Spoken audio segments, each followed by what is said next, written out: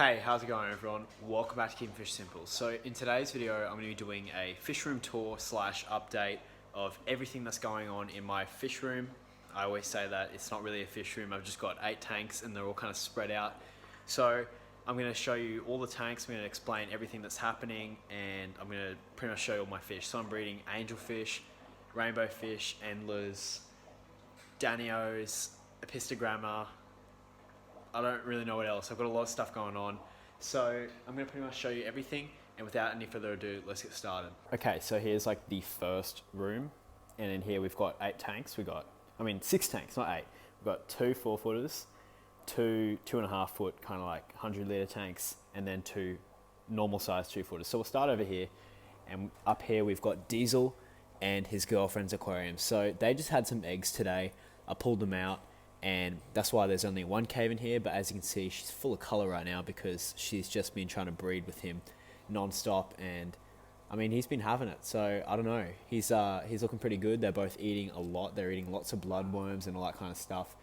The aquarium's looking good. It's nice and clean. This is getting like a water change every 1.5 weeks. I'm trying to keep it like consistent, and I'm not trying to do many water changes, so this is a very easy tank to maintain. There's quite a lot of plants, but as you can see, up the back there's obviously a lot of debris and all that kind of stuff, so it's not super clean, but it's definitely doing the job, and it's pretty much everything I've ever wanted in a dwarf cichlid tank. So a couple Indian almond leaves there, and yeah, they're all happy and really healthy and breeding, so I'm not complaining at all.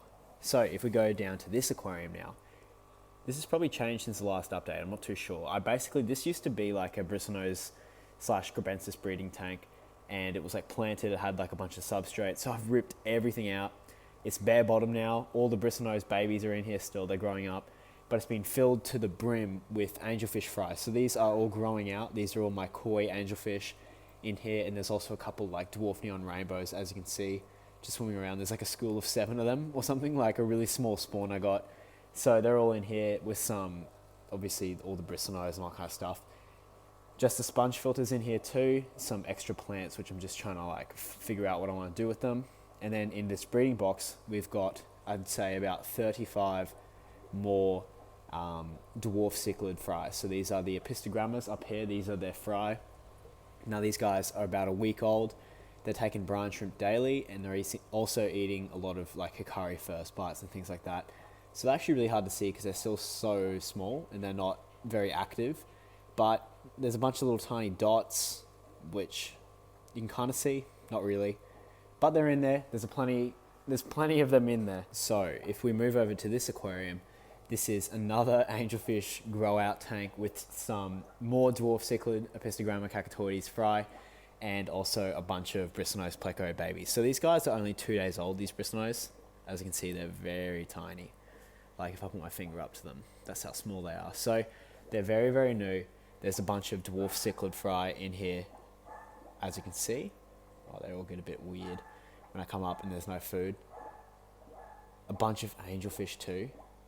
And yeah, everything in this tank's doing really well. These guys are growing crazy quick because they're in a 100 litre tank now. So there's more tank room, there's more space for them to grow, and the water's really consistent. So I'm doing water changes, I'd say, every 3 days on this aquarium. I'm doing like a 50% water change just to give them the freshest water possible. As you can see, these are my oldest fry from the dwarf cichlid, and they've just started to get some colour. So, come on camera, they're so tiny still. They're very, very small, and they've only just started to get some colour. So, this aquarium's doing well. That's another grow out. Down here, we've got another grow out. These are some angelfish that I got from before I went to Canada. These guys are pretty big now. They're like 20-cent piece size, but I've only got 3 because I literally had a spawn right before I left, and this was all that I got out of it. So there's 3 of them in here. There's another one hiding somewhere around here. And there's a bunch of bristlenose plecos on some driftwood down there. And there's just an absolutely crazy amount of danios in here too. So these are still getting ready to be sold. Like, I haven't been able to sell them to the local fish store because of obviously the crisis. No one's taking stuff. So kind of riddled with these guys at the moment, but it's not too much of a problem. They're just getting water changes every 3 days and getting fed heaps and heaps and heaps. And there's just like a lot of them, but they should be able to be sold at some point soon. So we'll see how it goes. And in the next aquarium, this is my 55-gallon river-themed aquarium. It's got like a lot of gold vine in it and some Mopani driftwood up the front. There's heaps of bristlenose plecos in here that do a really good job of keeping this glass clean. There's 6 massive koi angelfish, as you can see. They're getting pretty big now. I've had these guys for about a year and a bit. We've got a breeding pair here. This girl and this guy breed like every now and then. So that's where all these fry have come from in all the other tanks. These guys are really, really good. Up the back there's another huge bristlenose pleco female. There's like 4 corridors in here somewhere. They like to go around the back and try and look for little pieces of food. I don't know if we can see. There's one up the back there. But they do a really good job at hiding as well for some reason. Here we go. I just called them out. So there's a bunch of crypts up the front. These are all like crypt Wendais and stuff like that. Amazon swords, big Anubiuses, a little bit of Java fern, not too much of that stuff though. And yeah, it's really turning out pretty nice. I'm pretty proud of this aquarium. I kind of like set it up and I didn't really know what I thought about it, but now I'm definitely certain that I like it and I'm really enjoying it. I'm really enjoying coming down and having a look at it. We got some spare zebra danios in there too. There's just 2 of them. There's a male and a female that I've kept. They were my favorite. They had the best color and the best finnage.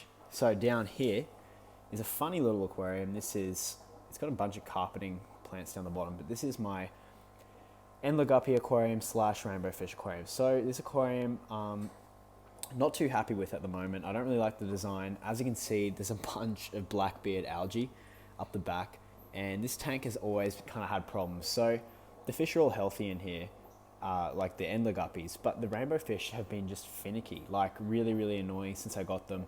I've talked about them in a bunch of videos, but I think that it's not really my fault. I really got them like dodgy from the pet store. So they're actually really hard to find in my area, and they were very expensive. They cost me about $20 a piece. And as you can see, they're up the back here. One of them's got like a bit of fin problem. Of course, they're hiding. They've always been very timid, but one of them's got like a fin problem. And when I bought them, they tried to give me one with like a cloudy eye, and I took it back. It was just like a complete nightmare. Really bad quality of fish, but I did breed them, and now I've got like 20 of them in the other room. But as you can see, I've got a ton of just Endler guppies in here. So these guys have all been dewormed. Some of them are still skinny from being dewormed and like having some permanent damage, but nonetheless, they're all very healthy. Eating food, they all come up to the top of the aquarium, and I put my hand there, they get all excited. And yeah, it's like I might change the design of this aquarium. I might even ditch the Endlers. I'm not too sure what my plans are with this tank, but I mean, it's not doing that great. There's some plecos in here too, but you know, I'd really like for it to be a little bit better than this, and I'm not too happy with the rainbow fish. So yeah, that's just how it is in the aquarium hobby, I'm afraid. So I'm gonna have to move to the other aquariums in the other room. And if we come into this room, we have a bunch of stuff happening. So these are 2 more fry tanks. These guys are juveniles now, and these are some more angelfish fry down here. So these are the dwarf neon rainbow fish fry that I grew up and bred. And as you can see, there's a big clear difference in the quality, and these guys are all happy and active. So that's why I believe that it's not really my fault that the original parents had a bit of trouble, because these guys are all doing really well. There's a bunch of bristlenose pleco babies in there too. These guys are about a week old at this point. And then up here we've got a couple more dwarf neon rainbow fish in there. We've also got some Apistogramma cacatoides fry in here. Well, not fry, eggs. And I'm going to give you guys a little piece of advice. This was absolutely full of eggs this morning, and I accidentally left a couple ram's horn snails in there, and they've absolutely eaten half of these eggs. So I'm on a bit of a low about this right now. I didn't really know that they'd eat eggs, and yeah, so silly mistake on my part, but don't leave eggs with your ram's horn snails. They'll eat them. Don't take the risk. Like, they absolutely went crazy on these guys. So they were taken out and smashed up and fed to my fish. So I don't know, I get the last laugh. I do that quite a bit with snails when they're overpopulating. The fish like to eat them, and I mean, they're just snails. So anyways, down here we've got the last aquarium. These are some more angelfish fry down here. So these guys got a brand new heater today. All these fry tanks have been getting like daily water changes, and that's why there's a lot of algae, because I think that the phosphates and stuff in the water, I've got like a really high amount of phosphate in my water, and it really does help the algae to grow. So that's why I think there's a lot of algae in these aquariums, because they're getting so many water changes. But I'm really not too sure. I just pull it out whenever I need to. and the fish are really healthy and they all eat it. And yeah, so that's pretty much what's happening in my fish room at the moment, like fish room. And I hope you guys enjoyed this video, and yeah, thank you so much for watching, and I'll see you guys in the next one.